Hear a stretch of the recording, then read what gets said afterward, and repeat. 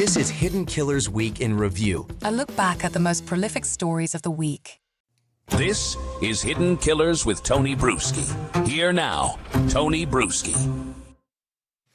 You ever say, you think you know somebody? You think you know somebody. You think there's no way anyone would go to this length to fulfill their narcissistic needs. Well, here's a new one, and it's rare. It is rare for me to hear a story and go, I haven't heard that one before. This is one of those stories. Buckle up, and please, in the comment section on YouTube, fill it in with your thoughts. Search Hidden Killers with Tony Brueski if you're not already there. If you're listening to us on the podcast platform, please, this is one we're going to be watching.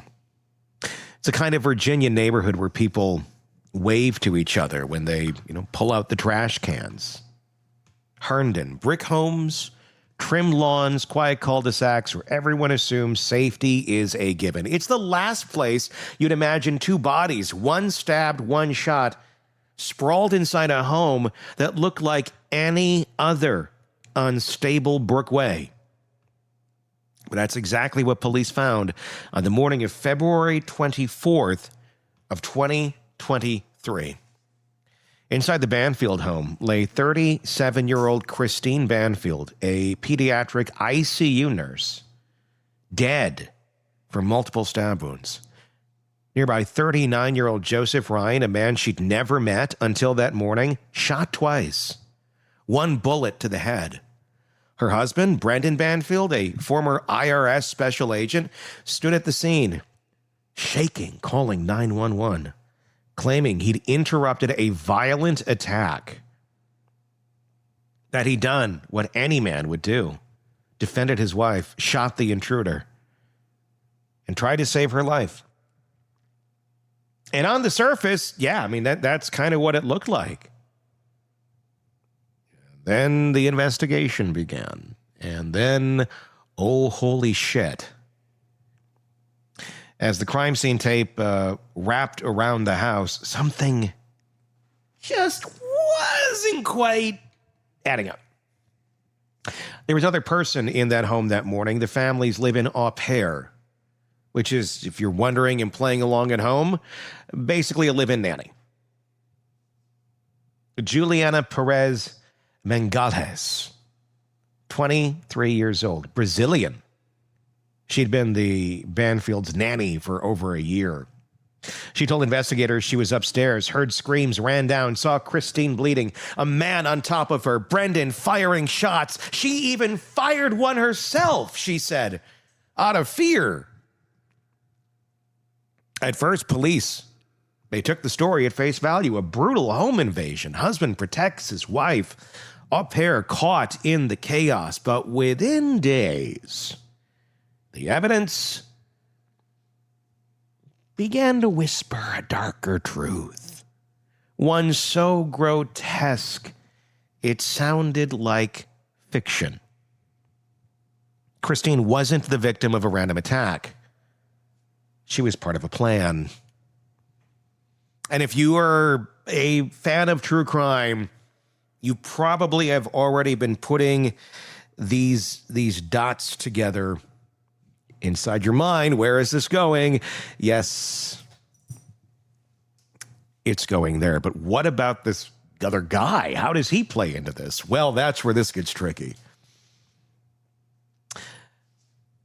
Digital footprints, kids. As always, digital footprints.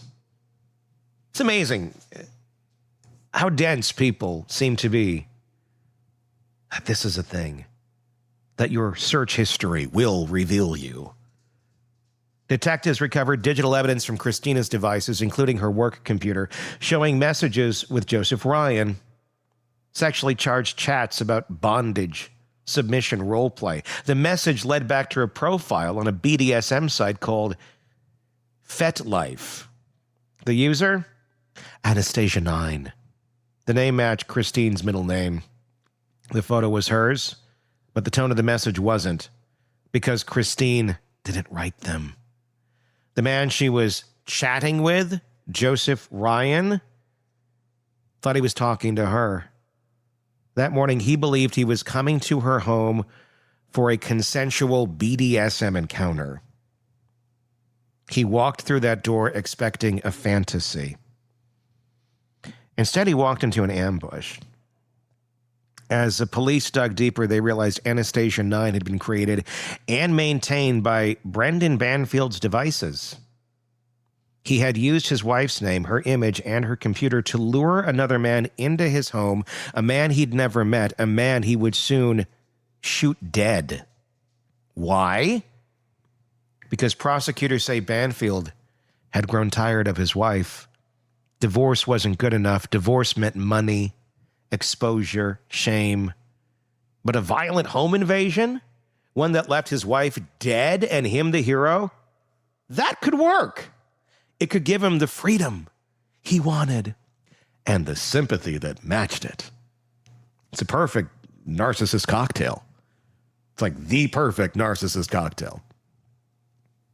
And right beside him through all of it was his live-in au pair, Juliana.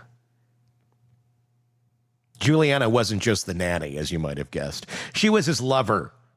Prosecutors say the affair began months before the murders, sometime in late 2022. She was drawn in by his charm, his promises, and his control. He was drawn in by her youth and loyalty, someone who would believe his twisted rationalizations and eventually help him act on them. All allegedly. Court documents show that Banfield had been preparing for months. He bought a gun. He took Juliana to shooting ranges to practice. He allegedly told her he was considering killing Christine, not in a fit of rage, but as an operation, a game. The kind of phrase that only sounds harmless until blood hits the floor. And that's exactly how Juliana later described it in her plea hearing. It was part of the game, was the quote. Those 5 words turned this case from tragic to surreal. Here's how prosecutors say it unfolded. On February 24th, just before dawn, Juliana invited Joseph Ryan to the Banfield home under the guise of Christine. He arrived expecting a sexual encounter. Christina was home, unaware of what awaited her, though. Inside, something violent and chaotic erupted. Prosecutors believe Brendan and Juliana attacked Christine and Ryan in a premeditated sequence, a staged scene meant to look like an interrupted assault. Christine was stabbed multiple times. The wounds were consistent with close-range controlled force, not the defensive slashing of an intruder, but targeted. Deliberate thrusts. Her blood was later found smeared on Ryan's clothing, but not in a way that matched the sequence of events Brendan described. In other words, it was staged. And then came the gunfire. Brendan fired twice at Ryan. Juliana fired once. When police arrived, they found Christine beyond saving, Ryan dead, and the couple's story rehearsed. Too rehearsed. Banfield said he'd woken to screams, grabbed his gun, ran downstairs, found a man attacking his wife, and shot him. Juliana said the same. But forensic timing, text logs, and call data painted a slightly different timeline. The murders happened before the 911 call, long enough for staging, cleanup, and fabrication. Christine's wounds suggested she never even had a chance to defend herself. As investigators built their case, the moral scaffolding collapsed. The quiet family with the au pair and smiling social media posts was gone. In its place, a sexual manipulation plot that used fantasy as cover for murder. Juliana was arrested first.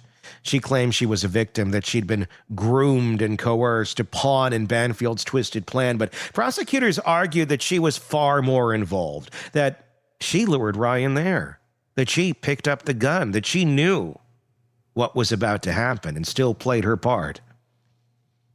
In 2024, she struck a plea deal, manslaughter. She admitted partial culpability, calling the entire thing a game orchestrated by Banfield. The state agreed to recommend a reduced sentence, time served, deportation, if she cooperates at his trial. And that's where the story now sits. Brendan Banfield is awaiting trial for aggravated murder. 2 victims, 1 plan. 1 woman dead, another man lured and executed. If you're still trying to put the pieces of this together, Brendan allegedly lured this man into the home under the guise of a SA fantasy. And he phrased it to the person who was dead, the one who came in and said, yeah, I'll do this, as the wife asking to be assaulted. This was part of a fantasy. It's part of some sort of sick role playing. And then he could come down. She doesn't know what's going on. She is being assaulted, literally being assaulted by a stranger. She knows none of this is happening. And what happens as that horror continues? Well, hubby comes down, kills the assailant. She's probably thinking, thank God. And then they stab her. The savior, the man that's supposed to be, in her mind, he's stopping this. He's coming to save my life. You realize it's all a twisted plot. He was there. He was there to kill you and make it look like this guy was doing it, so he could go have the affair with the au pair. It's hard to overstate the psychological absurdity of it all, because this wasn't a crime of passion. This wasn't a fight gone wrong. This was the deliberate merging of fantasy and lethal intent, a man using fetish role play as both weapon and camouflage. In a twisted version of BDSM dynamics, the ultimate dominant act became homicide, control, ownership, erasure. He didn't just want Christine dead, he wanted her rewritten. He wanted to script her final chapter as a submissive victim, the excuse. And he wanted someone to watch, someone to help, someone who wouldn't stop him. That someone was Juliana. If you look at her interviews, you can see how she folds into the narrative. She speaks in passive terms. He told me it was a fantasy. He said it was part of the game. I didn't understand what was real. Her words feel like echoes of every manipulated accomplice who ever thought loyalty could cleanse complicity. It is a psychological paradox. The need for belonging so powerful it silences instincts. Juliana wasn't just controlled. She was converted, drawn into a world where morality is suspended under the pretense of role play, where saying no becomes disobedience, where the game becomes the only reality left. Prosecutors will likely frame her as a participant, the defense as a victim. What's certain is that 2 innocent people, Christine Banfield and Joseph Ryan, died because someone decided that domination was more thrilling than decency. In the months that followed, the story fractured Herndon's sense of safety.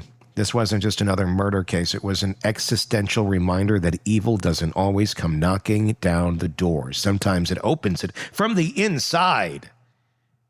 Neighbors recalled seeing the au pair playing with the Banfield's daughter in the yard. Christine was described as warm, kind, overworked but devoted. The perfect family from the outside. Inside the walls hid rehearsals, messages, weapons, fantasies, turned plans. When investigators traced the FetLife conversations, they found the cruel irony.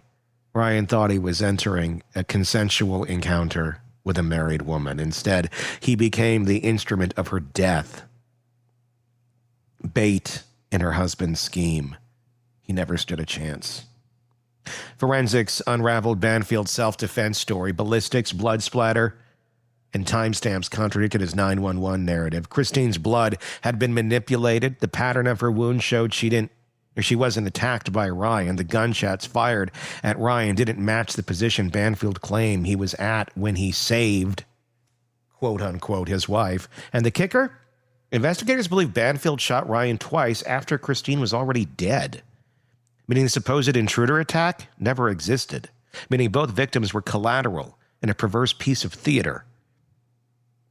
Now, as Banfield sits in the Fairfax County Jail awaiting trial, the case is being dissected not just by prosecutors, but by psychologists, criminologists, and anyone trying to understand how a suburban family implodes into bloodshed like this.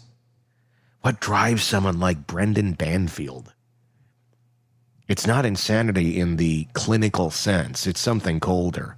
Entitlement, a sociopathic confidence that he could choreograph death and get away with it, that his intelligence and badge would shield him, that playing God would be a secret game no one could ever prove.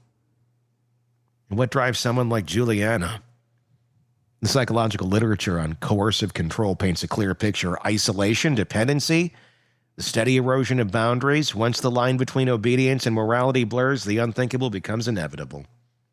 The legal system now has to untangle the aftermath. Juliana, her guilty plea positions her as both witness and participant, the state's most valuable asset and its most unreliable narrator. Brandon's defense will attack her credibility, paint her as the true instigator, the jealous lover who went too far. The prosecution will counter with digital evidence, the FetLife messages, the gun purchase, the soundproofing, the rehearsed story. Either way, the truth remains unspeakably bleak. Christine Banfield died in her own home, likely confused, terrified, betrayed by the people she trusted most. Joseph Ryan died believing he was walking into a fantasy, not an execution. And two people, one a federal agent, the other an au pair, tried to spin those deaths into a story about heroism and fear. It worked for about an hour. Then the evidence started to talk. If you've ever wondered what the face of control looks like, it isn't always rage. Sometimes it's calm and measured, smiling in family photos. Sometimes it's a husband planning his wife's murder under the guise of kink and calling it a game. That word game keeps echoing through this case. It's how Juliana described it. It's how Brendan allegedly framed it. But there's nothing playful about two bodies on a floor, one woman stabbed through her ribs, one man executed on the carpet. The only game here was how long they thought they could fool everyone else. And when the trial begins, when that evidence is laid bare, when Juliana takes the stand and calls it part of the game again, maybe then the world will finally see what this was. Not passion, not fantasy, not kink. Just the oldest story in the world. Control, deceit, and a woman who didn't realize she was sleeping behind her own executioner. Quite an insane story, isn't it? Give me your thoughts in the comments section on YouTube. If you're not already there, search Hidden Killers with Tony Brueski. You will find us. Do that same wherever you're getting podcasts as well. And please hit subscribe. We're going to keep following this. We'll bring you the trial when it happens as well. Scary world, isn't it? Until next time, I'm Tony Brueski. We'll talk again. Want more on this case and others? Then press subscribe now and don't miss a moment of true crime coverage from Tony Brueski and the Hidden Killers podcast.